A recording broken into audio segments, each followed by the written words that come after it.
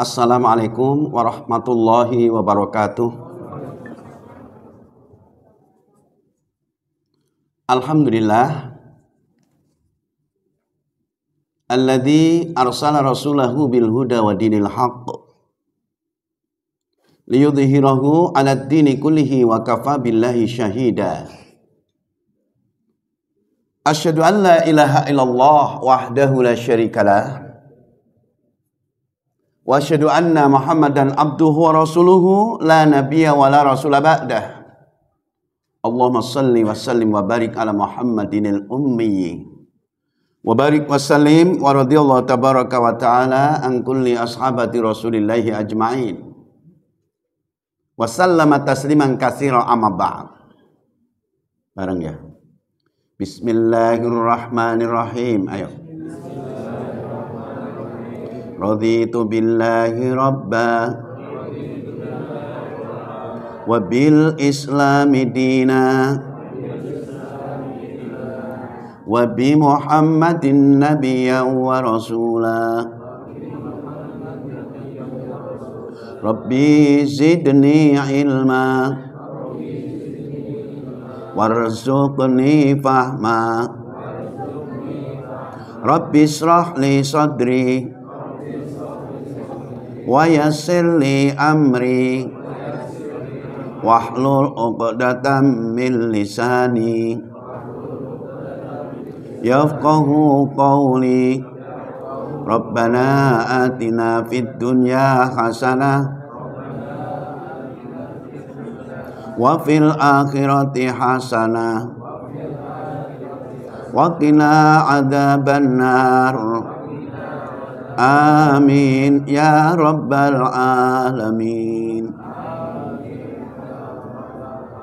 Hadirin bapak-bapak, ibu-ibu jemaah majelis yang mulia, majelis taklim Al-Ikhlas yang dirahmati Allah. Wabil khusus yang saya hormati Bapak Ketua DKM dan semua jajarannya, semoga tetap sehat dan semangat. Semoga Allah memberkati kita semua. Semoga kita termasuk orang-orang yang dipilih oleh Allah di tempat yang mulia yang kita banggakan ini. Para hadirin hadirat sekalian, Islam itu ajaran rasional, sesuai dengan hati nurani. Itulah ajaran Islam. Kita bersyukur pada hari ini bisa ketemu di tempat yang mulia ini, di karpet yang berwarna apa ini? Merah marun. Alhamdulillah kita dalam keadaan beriman. Itu yang paling pokok. Mau bicara apa saja kalau nggak beriman nggak ada nilainya. Ya, bicara apa saja, melakukan apa saja tanpa iman nggak ada nilainya. Kita ini hidupnya tertata rapi karena muslim, karena agama Islam itu tertata rapi. Dari bangun tidur sampai tidur lagi itu membawa nama agama. Ya, jadi kalau ada orang bilang jangan bawa-bawa agama, nah itu orang nggak beragama itu. Betul Pak? Kalau orang beragama dari bangun tidur bawa agama sampai tidur lagi. Ketika kita katakan Bismikallahumma ahya wa bismika amut, habis itu kita nggak bicara lagi. Menyebut nama Allah ketika kita hidup, kemudian kita menyebut nama Allah karena engkaulah yang akan mematikan aku. Baru kita tidak bicara lagi. Setelah kita bangun tidur, kita berdoa lagi. Alhamdulillah alladzi ahyana ba'dama amatana wa ilaihi nusur. Jadi doa yang kedua ini setelah bangun tidur ini namanya doa izin operasional. Jadi kalau kita sudah mengucapkan doa ini, satu hari dari bangun tidur sampai tidur lagi, semua dinilai ibadah oleh Allah. Karena kita sudah punya izin operasional. Berarti kan kita nggak boleh meninggalkan agama walaupun sedetik. Kata Ibnu Taimiyah, kalau kita berani meninggalkan agama, artinya kita sedang berbuat maksiat. Pada saat itu kita sedang tidak beragama, Pak. Ya. Kalau lagi maksiat itu, Pak, kita lagi nggak beragama. Kata Ibnu Taimiyah. Bagaimana kalau pas mati gitu? Iya. Jadi orang Islam itu nggak mungkin meninggalkan agamanya walaupun sedetik, Pak.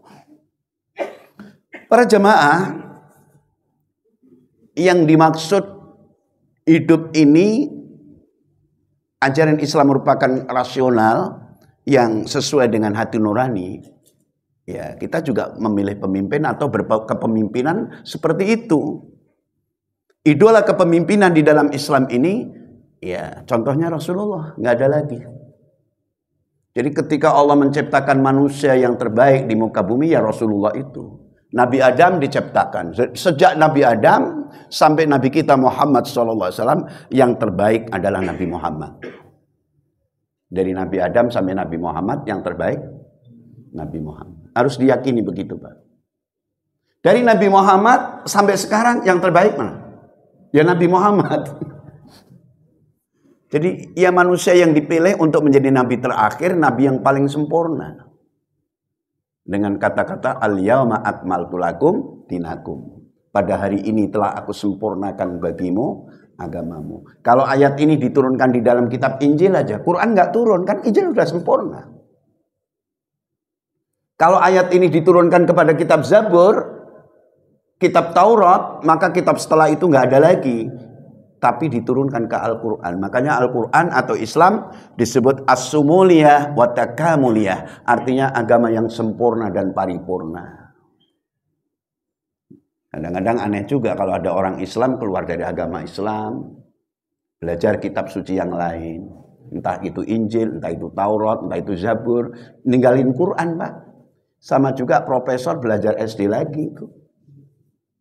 Kan Quran lebih sempurna daripada yang lain. Kira-kira begitu. Para jamaah, Rasulullah mempersaudarakan. Ini teknis, ini tidak pernah dilakukan oleh nabi yang lain. Mempersaudarakan sahabat-sahabat beliau. Baik yang asli dari Madinah atau Yasrib yang disebut-sebut dengan kaum Ansor. Atau yang dari Mekah yang hijrah ke Madinah disebut kaum Muhajirin. Jadi antara Muhajirin dengan Ansor dipersaudarakan oleh Nabi.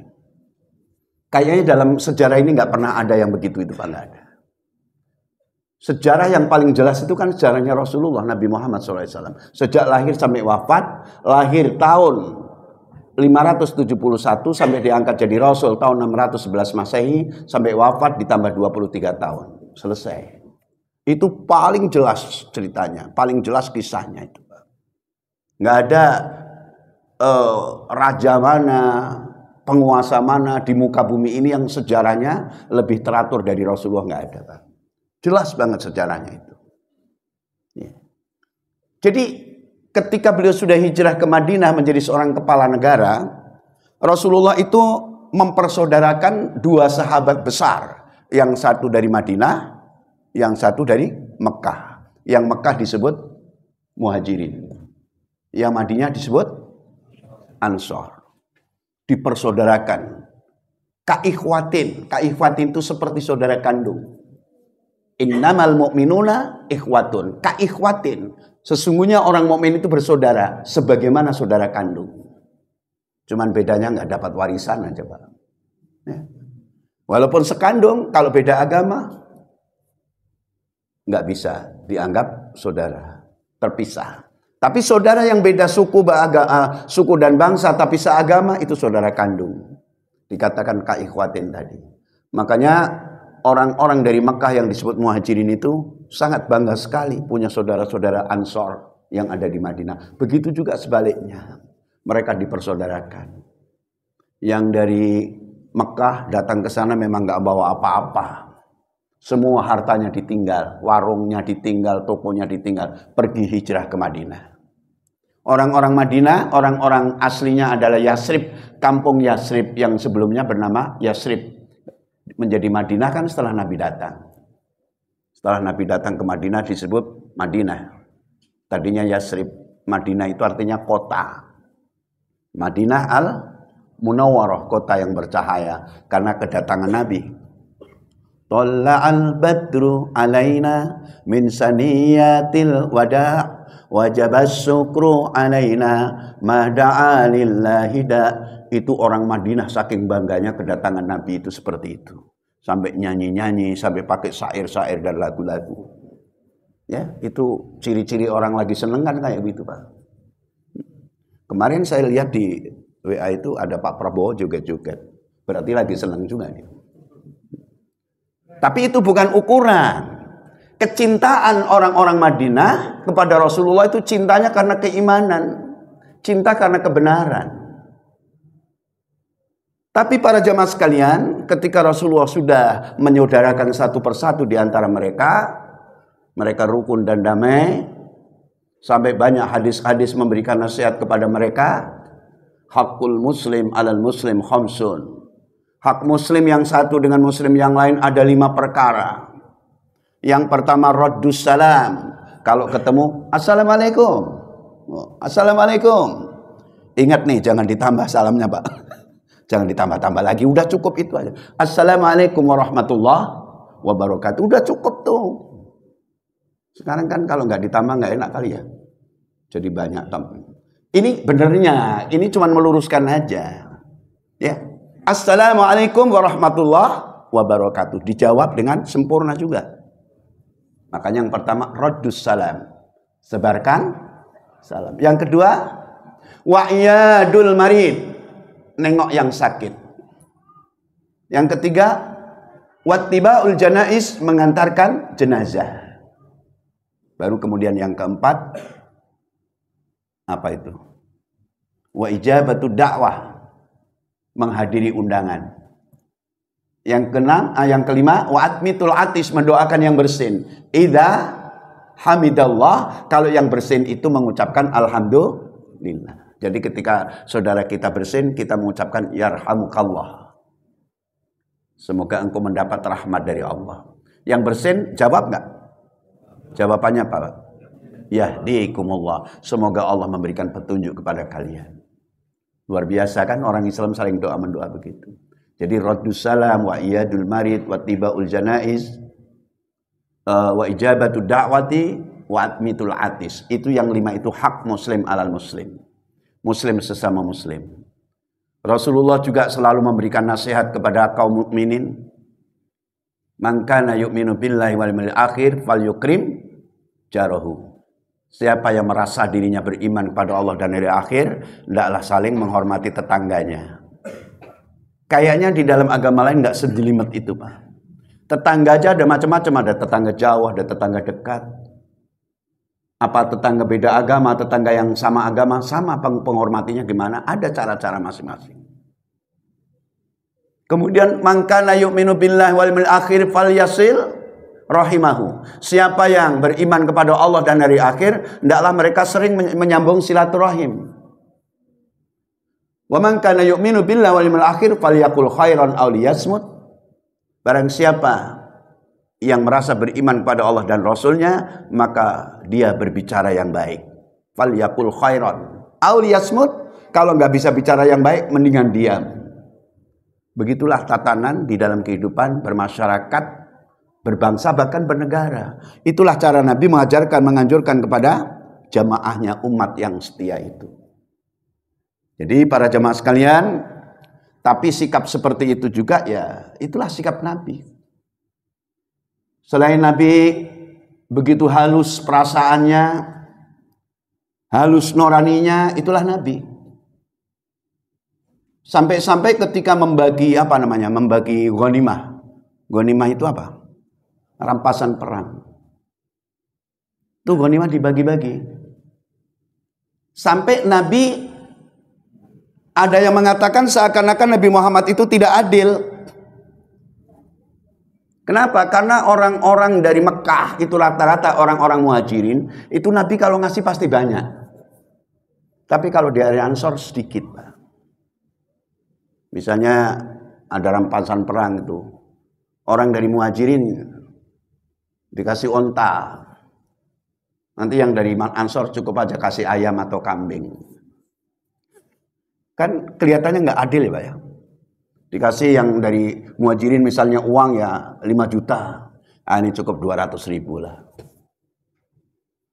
Makanya secara akal kan susah. Tapi yang melakukan Rasul. Masa Rasul nggak adil, Pak? Tapi diambil keadilan dari mana kira-kira itu? Sa'ad bin Ubadah langsung bertanya, ya Rasulullah, kami dari golongan Ansor ini bertanya, kenapa kalau orang Muhajirin dikasih banyak-banyak, kalau kami sedikit? Ya, orang Ansor kan selama ini korbannya paling banyak, Pak, uangnya dibagi-bagi paling banyak. Orang Ansor itu orangnya ikhlas. Ya. Tapi ini menanyakan begitu kan penasaran. Kalau si A dikasih sapi, kenapa si B dikasih kambing? Gimana itu, Pak? Adil nggak kira-kira? Ini kan dari hati nurani. Keadilan itu bisa muncul dari hati nurani. Bisa bayangkan para jemaah sekalian, Nabi Muhammad itu orang mana sebenarnya, Pak? Orang Mekah, lahir di Mekah. Beliau termasuk Muhajirin nggak? Termasuk. Dia bukan orang Ansor kan? Tapi beliau itu menempati apa? Menempati Madinah. Nabi Muhammad itu lahir di Mekah, orang asli Mekah tapi hidup di Madinah. Yang diuntungkan siapa, Pak? Orang Madinah. Orang Madinah kedatangan Rasul bangga kan, Pak? Bangga banget.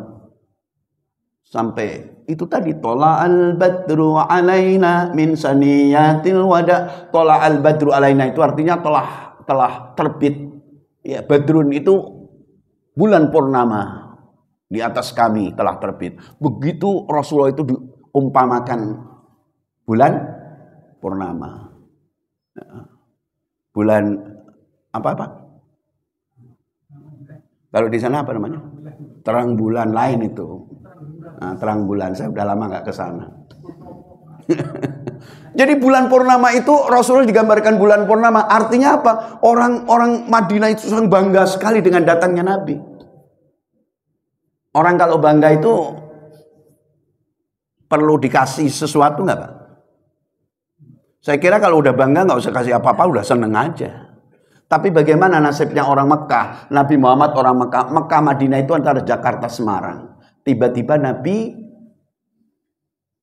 menempati Madinah, bermukim di Madinah dan nggak kembali ke Mekah lagi. Orang Mekah kira-kira merana nggak, Pak, ditinggal Nabi itu, Pak? Jadi orang Mekah itu kehilangan Rasul nggak, Pak? Kehilangan. Masa kehilangan Rasul, kekecewaannya cuma dikasih sapi aja di sini nggak ikhlas?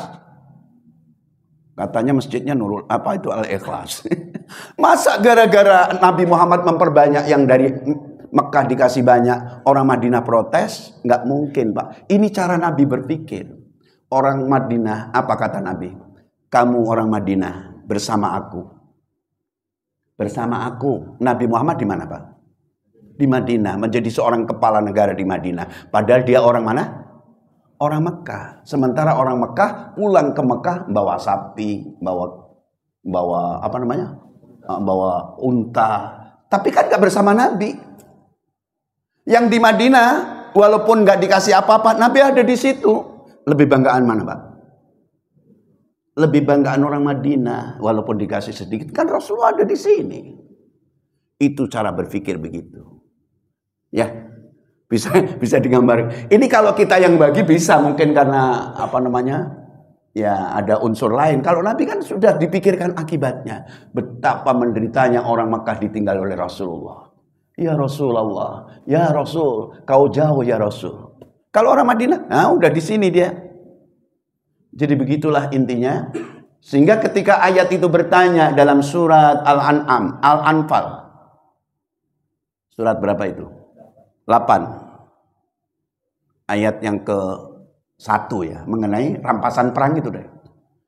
Yas'alunaka 'anil anfal. Qulil anfalu lillahi war rasul.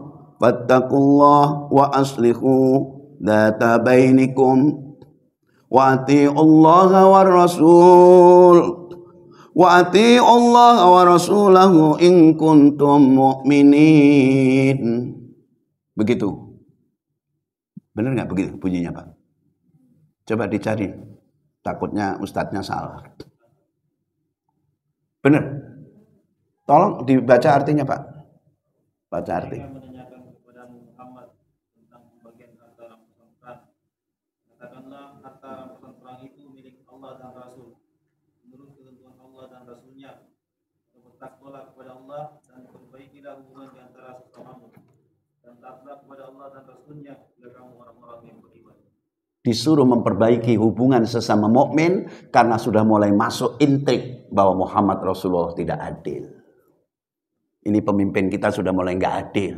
Nah, mulai begitu, fitnah sudah mulai datang. Orang munafik kan ada di sana. Orang munafik di Mekah nggak ada, adanya orang kafir di Mekah. Tapi kalau orang munafik adanya di Madinah. Karena di sana banyak Yahudi. Yahudi itulah yang disebut orang-orang munafik, itu orang Yahudi. Pura-pura masuk Islam, padahal dia masuk Islam untuk menghancurkan Islam. Ada Bani Nadir, ada Bani Quraidah, ada Bani Kainuqa. Jadi ketika ayat ini diturunkan, dijawab oleh Allah. Qul, katakan Muhammad. Yas'alunaka anil anfal. Ada orang bertanya kepadamu Muhammad mengenai anfal, rampasan perang, pembagian rampasan. Katakan, urusan anfal, urusan apa namanya, rampasan perang ini urusan Allah dan Rasulnya, milik Allah Rasulnya, dia yang membaginya, mutlak dia yang punya hak untuk membaginya itu. Makanya di situ bertakwalah kamu kepada Allah dan mengadakan perbaikan hubungan di antara kalian. Dan taatlah kepada Allah dan Rasulnya jika kamu beriman. Nah kalau sekarang kalau ribut kan nggak turun ayatnya Pak. Kalau ini ayat ini turun. Sehingga akhirnya baru tahu dan sadar bahwa Nabi Muhammad itu bukan tidak adil. Tetapi secara sesuai dengan hati nurani untuk memberikan kesenangan kepada orang-orang Mekah. Karena justru mereka yang seharusnya punya Nabi karena lahir di Mekah sekarang dikuasai oleh orang Madinah. Kan kira-kira begitu Pak. Jadi para jamaah sekalian, pada masa jahiliyah itu kan cara berpikir kan melalui jalan pintas. Karena mau menyembah Tuhan gak jelas, bikin patung. Itu zaman jahiliyah kan begitu. Jadi zaman jahiliyah itu digambarkan adanya cuman saling bermusuhan dan berada di tebing neraka. Itu zaman jahiliyah Pak. Saya khawatir nih, kan jahiliyah itu kan ada dua. Kalau kata Buya Hamka, Profesor Dr. Buya Hamka itu, saya pernah baca bukunya, saya nggak tahu lagi bukunya saya nyimpen di mana. Itu judulnya jahiliyah modern Pak. Berarti sekarang masih ada jahiliyah juga Pak? Saya kira iya. Kalau manusia yang mengikuti akal akal yang nggak sehat ya, bisa sesat itu jahiliyah juga. Tradisi-tradisi yang nggak jelas itu jahiliyah juga. Makanya para jemaah sekalian, yang dimaksud jahiliyah itu adalah orang yang tidak mengenal Tuhannya, orang tidak mengenal Allah. Bukan berarti jahiliyah berarti bodoh karena nggak bisa membaca dan menulis. Nabi Muhammad juga nggak bisa membaca dan menulis. Walladzi ba'atsa fil ummiyina rasulan. Dialah Allah yang menurunkan seorang rasul di tengah-tengah bangsa yang tidak bisa menulis dan membaca. Rasulan, seorang rasul. Yatlu alaihim ayatihi, yaitu untuk mengajarkan kepada mereka ayat-ayat Allah. Jadi bukan berarti yang namanya jahiliyah itu kebodohan, itu bodoh, itu enggak. Tapi karena tidak mengenal Allah, tidak ma'rifatullah, tidak ma'rifatud dinil Islam, tidak ma'rifatun Nabi. Jadi mereka tidak mengenal tiga ini, tidak mengenal Allah, tidak mengenal agama, tidak mengenal Nabi. Itu yang dimaksud jahiliyah. Maka di dalam surat Ali Imran ayat yang ke-103, orang-orang jahiliyah itu digambarkan adalah orang yang suka bertengkar. Orang yang selalu bermusuhan. Jadi ketika ayat ini, surat Ali Imran ayat 103 ini diturunkan, kan peristiwanya antara Bani Aus dan Bani Hajrat. Mereka sudah sama-sama mencabut pedang untuk perang. Kelakuan lamanya,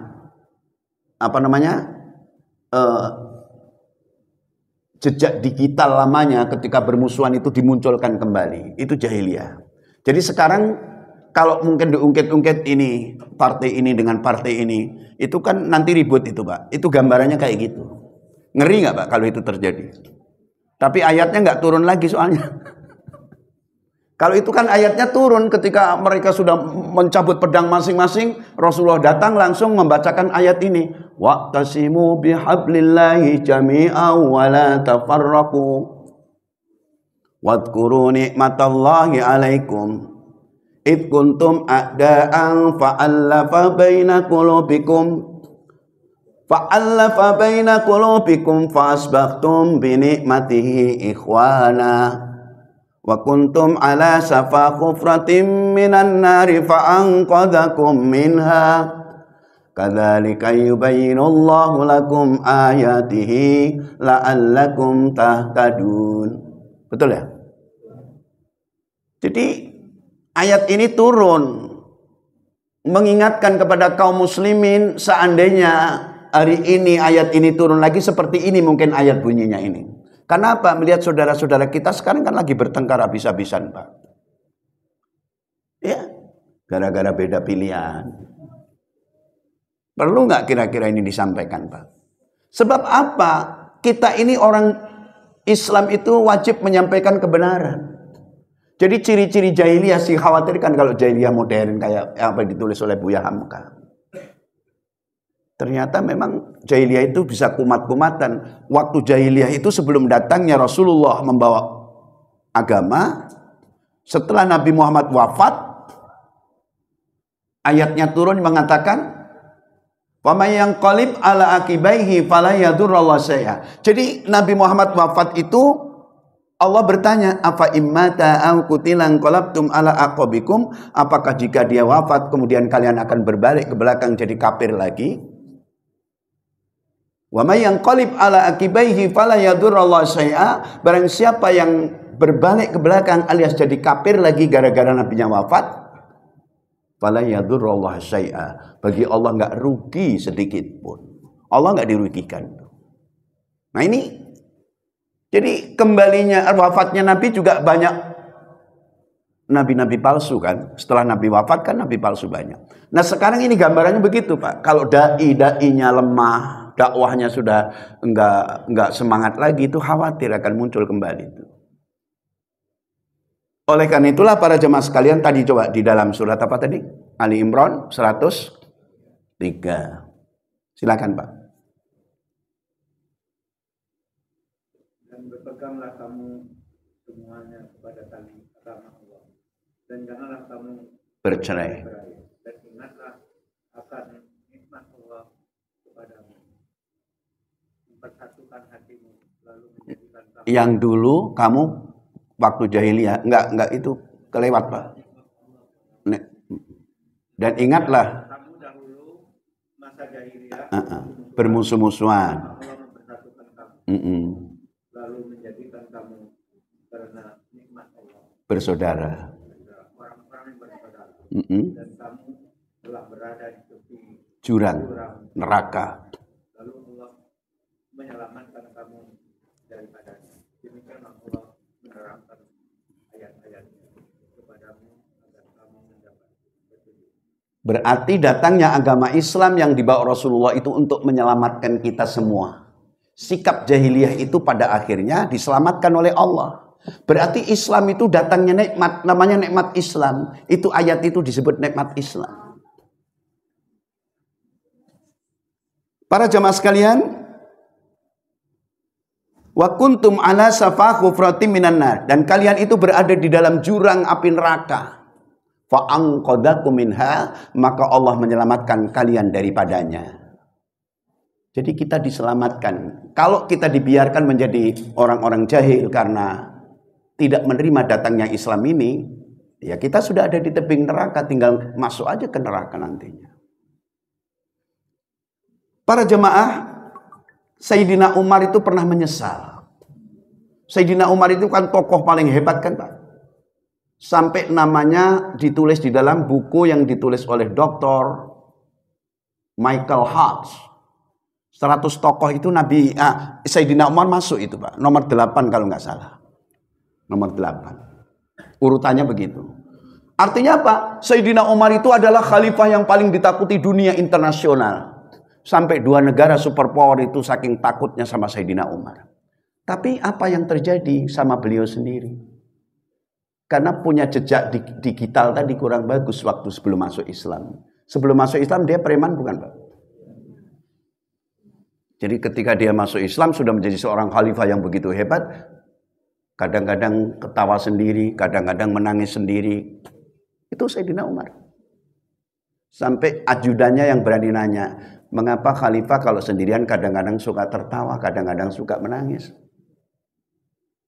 Ingat jejak yang lama. Aku ini dulu sebelum ketemu dengan Rasulullah, belum masuk Islam. Zaman jahiliyah, aku orang yang makanya ketawa sendiri. Kenapa? Karena dia pernah makan Tuhan. Tuhan itu kan dibawa-bawa kemana-mana, Pak. Tapi Tuhan yang dibikin dari gandum. Tuhan itu disembah. Gandum, Pak, dibikin Tuhan. Lama-lama lapar perutnya. Apalagi gandumnya kasih gula sama garam, enak itu, Pak. Jadi kalau ingat begitu itu Sayyidina Umar ketawanya nggak diam-diam sendirian. Tapi kenapa Anda nangis juga? Ya nangis ketika dia ingat bahwa dia pernah membunuh anaknya. Anak dibunuh, Pak. Anak umur 2 tahun lagi lucu-lucunya. Ya kan? Anak 2 tahun. Kenapa? Karena memang jahiliyah itu memiliki sikap yang sangat kejam. Pada waktu itu nenek moyang itu sudah menetapkan punya anak perempuan itu jelek. Punya anak perempuan itu ya merupakan sial lah, nggak bagus. Maka Sayyidina Umar setelah pulang merantau, istrinya sudah menyembunyikan anaknya. Anaknya lahir itu 2 tahun umurnya sudah. Sayyidina Umar pulang dari merantau itu. Mana anakku? Laki apa perempuan? Kata istrinya, laki-laki. Dikasih pakaian laki-laki, Pak. Tapi Sayyidina Umar tahulah lama-lama, perempuan dan laki beda nggak sih? Setelah ketahuan bahwa dia perempuan, diseret di belakang rumah. Anak yang lagi lucu-lucunya nggak didengar lagi oleh Sayyidina Umar. Dia ngambil pacul kemudian cangkul itu, ya, digali itu. Apa kata anaknya? Ayah mau nanam apa sih? Kalau kita mungkin nggak jadi kali, ya kan? Diam. Diseret masuk ke dalam lubang, lubangnya nggak dalam. Diuruk kepalanya nongol, diuruk lagi kepalanya sambil nangis meronta-ronta dan nangis minta tolong. Kepalanya ditendang sampai copot dan mati. Kalau ingat itu Sayyidina Umar nangis sendirian. Itu korban dari jahiliyah dulu, Pak. Ya, jadi Sayyidina Umar sampai tawa sendiri, nangis sendiri. Kenapa? Karena memang ya tadi kalau Islam nggak datang, ini ibu-ibu ini nasibnya sama ini ibu-ibu. Ya. Makanya alhamdulillah Islam datang menolong kaum wanita. Sampai Nabi menyatakan al-jannatu tahta aqdamil ummahat, surga berada di bawah telapak kaki ibu-ibu. Ini bapak-bapak nggak punya surga kakinya. Lebih dihormati ibu. Rasulullah menghormati perempuan. Ya. Makanya kalau kita kembali kepada kondisi seperti sekarang, apakah kita ini sebagai seorang muslim sudah mengagumi agamanya apa belum? Banyak orang Islam yang tidak mengerti agama, bahkan kadang-kadang jadi benci. Akhirnya jadi Islam opobia. Ya walaupun ngaji cuma sebulan sekali atau seminggu satu kali atau 1 bulan 2 kali atau berapa. Intinya kita kan jangan pernah nggak ngaji, nanti nggak ada pemasukan pemikiran gitu. Terutama ngaji Al-Quran. Coba kalau kita lihat dalam surat Al-Quraisy. Quraisy itu surat 106, Pak. 106 itu surat Quraisy. Benar. Li'ilafi Quraisyin ilafihim rihlatas sita'i was-saif falyabudu rabb hadzal bait alladzi at'amahum min ju' wa amanahum min khauf. Quraisy itu kan Nabi Muhammad termasuk bangsa Quraisy bukan? Quraisy itu keturunan dari Ismail, nikah dengan orang Jurhum, kemudian muncul Arab namanya Arab Muta'akhribah ya. Kemudian dari Arab Muta'akhribah terus mengurus sampai kepada Adnan. Dari Adnan kemudian muncul yaitu kakek moyangnya Nabi Muhammad SAW. Itu bangsa Quraisy, Pak. Bangsa Quraisy itu mempunyai kebiasaan. Li'ilafi Quraisyin. Kebiasaan bangsa Quraisy diceritakan dalam ayat ini. Apa kebiasaannya? Ilafihim rihlatas syita'i was-saif li'ilafi Quraisyin ilafihim rihlatas syita'i was-saif. Kebiasaan bangsa Quraisy itu mereka suka keluar meninggalkan kampung halamannya untuk berdagang, mencari nafkah dan lain-lain. Apakah musim dingin? Keluar. Apakah musim panas? Dingin yang mencekam, mereka tetap keluar. Panas yang membara, mereka tetap keluar. Kenapa? Karena memang mereka adalah orang-orang pemberani. Mereka orang-orang yang rajin, orang-orang yang profesional di dalam kehidupannya untuk menghidupi rumah tangga mereka. Cuman ada kebiasaan yang baik. Fal ya'budu rabb hadzal bait. Apa artinya, Nak? Maka mereka falyabudu, mereka beribadah, menyembah. Menyembah apa? Robba hadzal bait. Rob itu artinya sang pencipta, pemelihara, pendidik. Hadzal bait, rumah ini. Jadi yang punya rumah itu Ka'bah maksudnya. Tuhan yang punya Ka'bah itu disembah oleh mereka. Jadi sebelum pergi, ya, walaupun suka pergi baik musim dingin maupun panas untuk mencari nafkah tadi, mereka tidak lupa menyembah kepada Tuhan yang punya Ka'bah. Siapa? Allah. Alladzi at'amahu min ju'. Karena Tuhan yang punya Ka'bah itulah yang memberi makanan kepada mereka ketika mereka dalam keadaan lapar. Mereka yakin seyakin-yakinnya rizki yang diberikan oleh Allah. Kalau dia mencari, maka akan diberikan oleh Allah. Wa amanahu min khauf, dan mereka yakin yang memberikan keamanan ketika mereka dalam ketakutan. Jadi bangsa Quraisy ini mempunyai sikap perilaku yang unik. Selain senang pergi berdagang kemana-mana, meninggalkan kampung halamannya di waktu dingin maupun panas, mereka juga orang-orang yang orang-orang yang rajin ibadah, menyembah kepada Tuhan yang punya Ka'bah tadi. Gitu, Pak. Jadi gambaran apa ini ayat ini? Satu pemerintahan, satu negara, masyarakat, negara berbangsa dikatakan berhasil kalau rakyatnya tidak pernah kelaparan. Negara akan berhasil, dikatakan berhasil kalau rakyatnya hidup tidak dalam ketakutan. Betul, Pak? Kita mau ke sana nggak arahnya ini? Kepemimpinan yang mana, Pak, yang berhasil, Pak? Pemimpin yang berhasil itu yang membuat rakyat tidak pernah kelaparan. Pemimpin yang berhasil adalah yang membuat rakyat tidak pernah ketakutan. Alladzi at'amahu min ju' wa amanahu min khauf, dan membuat rakyat rajin ibadah. Gitu. Ibadahnya rajin karena instruksi dari pemerintah.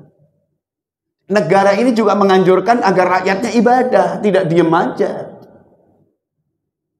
Karena dengan peribadatan itu Allah akan memberikan keberkahan. Berkah itu berkah keamanan, berkah itu berkah ekonomi. Ekonominya sejahtera, keamanannya terjamin, kemudian rajin ibadah. Itu baru sukses namanya. Apa yang dikatakan Sayyidina Ali bin Abi Thalib dalam salah satu pendapat beliau, ad-dunya bustanun, dunia ini bagaikan kebun. Tazayyanat bi khamsati asya', kebun itu akan menjadi indah karena dihiasi oleh 5 perkara. Ad-dunya bustanun, dunia ini bagaikan kebun atau bagaikan kebun apa namanya, Pak? Taman, bagaikan taman. Bustan itu taman. Tazayyanat bi khamsati asya'a, kebun atau taman itu akan menjadi indah kalau dihiasi oleh 5 perkara. Yang pertama dihiasi ilmul ulama, yaitu ilmunya para ulama. Ilmunya para ulama berarti Al-Quran dan Sunnah yang disampaikan. Berarti Islamnya dikembangkan. Itu yang pertama. Hiasan dunia itu akan menjadi indah kalau ulama-ulamanya itu memberikan bimbingan dan kasih sayang kepada jamaahnya, pada umatnya. Yang kedua, wa adlul umara, keadilannya para pemimpin. Pemimpinnya adil. Pemimpinnya perhatian. Ya kan? Wa ibadatul ibad, yang ketiga adalah karena rajin ibadah rakyatnya. Rakyat ini rajin ibadah. Taat ibadah. Wa ibadatul ibad. Kemudian wa amanatut tujjar. Jujurnya para pengusaha. Pengusahanya jujur, pedagangnya jujur. Dan yang kelima adalah nadhihatul mukhtarifin, yaitu disiplinnya para pekerja, disiplinnya para pegawai, disiplinnya para pejabat. Ini semua akan membawa ketentraman di dunia ini. Itu kata Sayyidina Ali ya. Jadi ada berapa tadi? 5. Kata Sayyidina Ali, ad-dunya bustanun tazayyanat bi khamsati asya'a. Dunia ini akan menjadi taman yang indah, dan lebih indah lagi kalau dihiasi oleh 5 perkara. Ilmul ulama, adlul umara, ibadatul ibad, amanatut tujjar, wa nadhihatul mukhtarifin.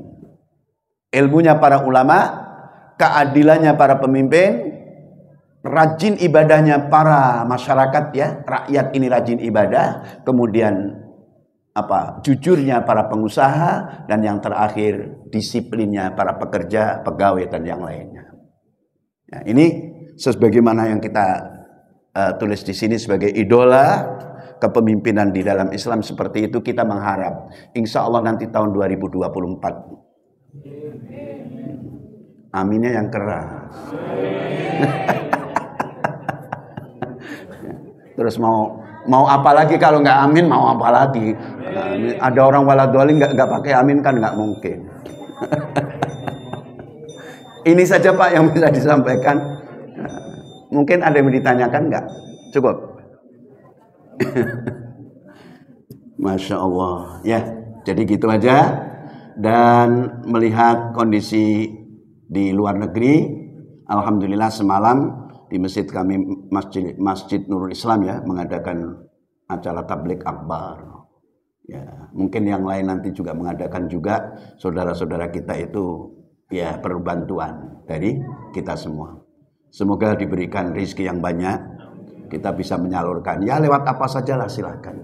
Yang penting karena itu kan tadi sudah ditanamkan Rasulullah, yang Madinah, yang Mekah, Muhajirin, yang Ansor, kita ini dengan orang-orang di Palestina juga sama dengan itu. Memang kelihatannya jauh, padahal dekat, karena innamal mu'minuna ikhwatun, sungguhnya orang mukmin itu bersaudara. Ya. Astaghfirullahaladzim, astagfirullah. Subhanakallahumma wa bihamdika asyhadu an la ilaha illa anta astaghfiruka wa atubu ilaik. Demikian yang bisa disampaikan. Semoga ada manfaatnya, kurang lebihnya mohon maaf. Akhirul kalam.